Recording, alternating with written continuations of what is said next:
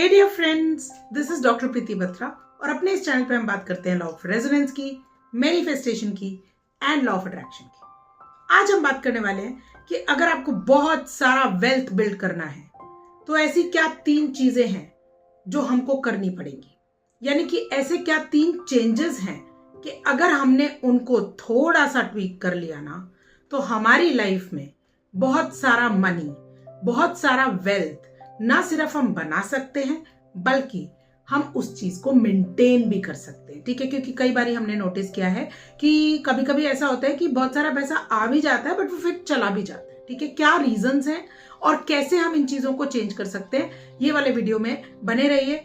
And तक जब आप बने रहेंगे तो आपको एग्जैक्टली सारा प्रोसेस समझ में आएगा। ठीक है, तो सबसे पहली बात तो ये है कि ना, ये होता क्यों है कि अगर कोई पैसा कमा भी ले तो उसको मेंटेन नहीं कर पाता।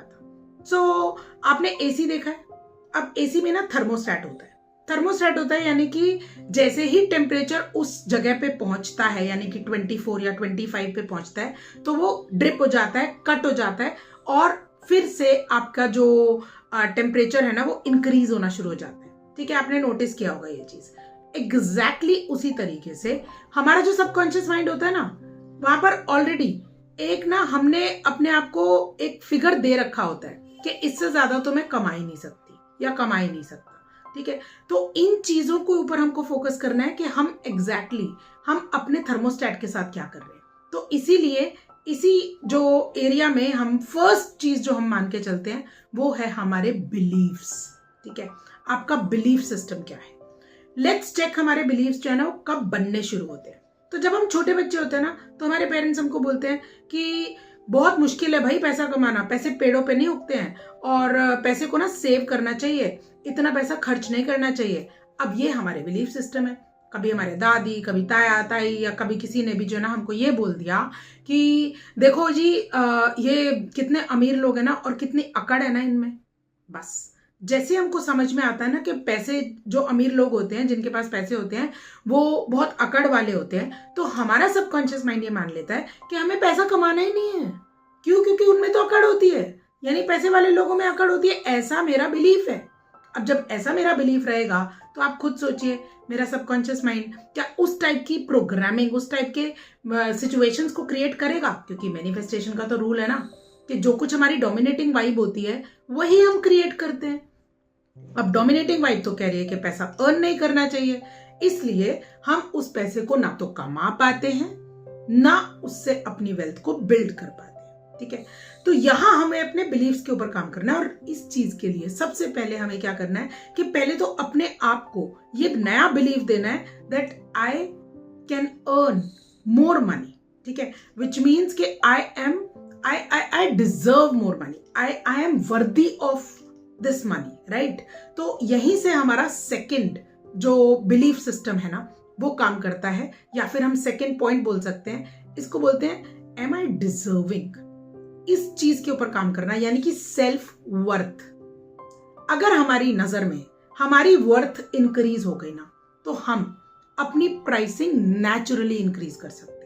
अब आप नोटिस कीजिए, कई बार ऐसा होता है ना कि हमारा जो प्रोडक्ट है ना उसकी प्राइसिंग बहुत लो प्राइस रखते हैं। You know why?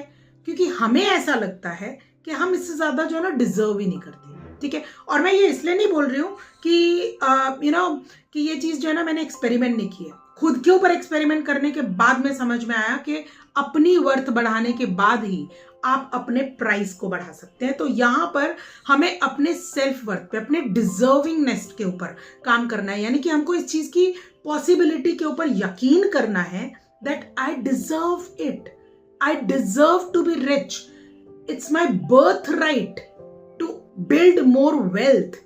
जब हम इस तरीके की पॉसिबिलिटी, जब हम इस तरीके के बिलीफ सिस्टम पे काम करते हैं तो नेचुरली हमारे पास में ना हमारा जो सबकॉन्शियस माइंड है वो और उस टाइप की सिचुएशंस क्रिएट करता है जहां पर हम अपने डिजर्वेंस को, अपनी जो डिजर्विंग एटीट्यूड है उस एटीट्यूड के साथ में जब हम आगे बढ़ते हैं ना तो हम कुछ भी अचीव कर सकते हैं। आप चाहें तो इसको टेस्ट करके देख सकते हैं। अब थर्ड चीज क्या है?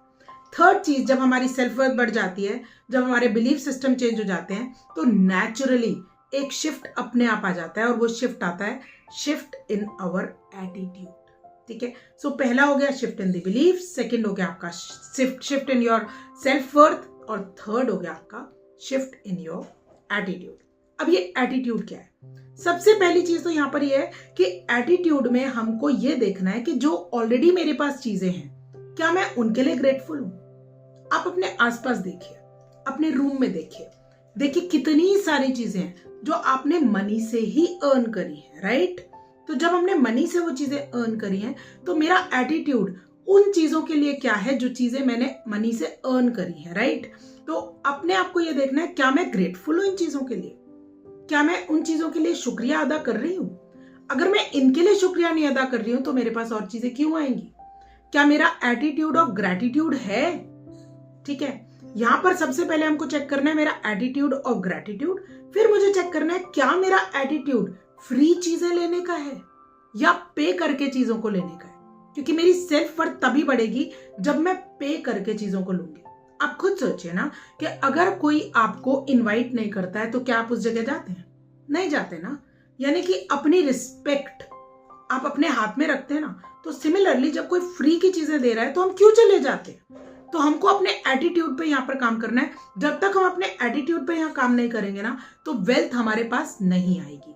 ओके, यहाँ पर ना लॉ ऑफ एक्सचेंज बहुत ज्यादा जरूरी है जिसके ऊपर हमको काम करना होता है, क्योंकि ना लॉ ऑफ एक्सचेंज ये कहता है कि कोई भी चीज जब भी आप कुछ दे रहे हैं ना तो बदले में कुछ लीजिए जरूर। ठीक है, ये जो गिव एंड टेक का एक मेरे जो पिछले वीडियो में आप देख लीजिएगा, जो 3 लॉज मैंने शेयर किए हैं, उन लॉज के साथ में किस तरीके से आप इन चीजों को कंबाइन करते हैं और शिफ्ट क्रिएट करते हैं अपने लिए, अपनी लाइफ में, अपने मनी के लिए, अपने एटीट्यूड्स में। जब आप ये शिफ्ट क्रिएट करेंगे ना तो नेचुरली जितना पैसा आप कमाना चाहते हैं वो आप कमाएंगे। अब एक क्वेश्चन आपके दिमाग में जरूर आ रहा होगा कि जरूरत क्या है पैसा कमाने की? माय डियर फ्रेंड्स, मान के चलिए कि हमारी लाइफ जो है ना वो 4 हिस्सों में डिवाइडेड है। एक है हेल्थ एंड वेलनेस, दूसरा है लव एंड बिलोंगिंगनेस, तीसरा है फन एंड फुलफिलमेंट, और चौथा एरिया है हमारा टाइम एंड मनी फ्रीडम। इन चारों एरियाज में से अगर एक भी एरिया हमारा इनकम्प्लीट है या फिर हम उसमें सेटिस्फाइड नहीं हैं तो वो नेचुरली बाकी एरियाज को भी खराब कर देगा। आप खुद सोचिए ना कि क्या आप रिस्पेक्ट करते हैं किसी ऐसे इंसान की जो ब्रोकन हो, जो पुअर हो? नहीं करते ना। तो कोई हमारी रिस्पेक्ट क्यों करेगा? और लव एंड बिलोंगिंगनेस का तो इसका डायरेक्ट कनेक्शन है। नोटिस करके देख लीजिए, किसी रेस्टोरेंट में जाइए, वहां पर जाके सबसे सस्ती चीज ऑर्डर कीजिए, आपका जो लव इंटरेस्ट है ना वो आपके साथ कहीं जाना ही नहीं चाहेगा या जाना ही नहीं चाहेगी, है ना? तो इसका मतलब ये हुआ हमारे हर एरिया में हमको अपनी उस जो हमारी जो डिग्निटी है उसको मेंटेन करने के लिए हमारे पास पैसा होना बहुत जरूरी है। ये स्पिरिचुअल एस्पेक्ट से भी हमारे लिए बहुत जरूरी है, क्योंकि आप खुद सोचिए यार, हमारे जो भगवान यानी कि हमारे जो गॉड हैं, गॉड फिगर हैं, यानी हमारे मल्टी बिलियनियर फादर जो हैं, क्या वो हमको एक्सेप्ट करेंगे इस तरीके से कि हम ब्रोकन रहें? वो नहीं चाहेंगे कि मैंने इतना बढ़िया मास्टरपीस बना के भेजा है इस दुनिया के अंदर, एक्चुअली वो कर क्या रहा है? क्या वो अपने हाईएस्ट पोटेंशियल तक अपना काम कर रहा है या नहीं कर रहा?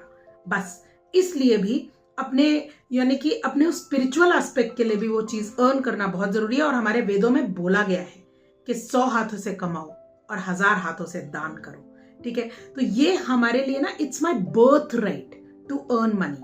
ओके, तो इस चीज को मान के चलिए कि अगर हम अपनी इन 3 चीजों में ये शिफ्ट लेके आएंगे, shift in the beliefs, shift in the attitude, shift in the self worth, तो नेचुरली ना सिर्फ हम पैसा ज्यादा कमा पाएंगे बल्कि उसको मेंटेन भी कर पाएंगे। Thank you so much for watching.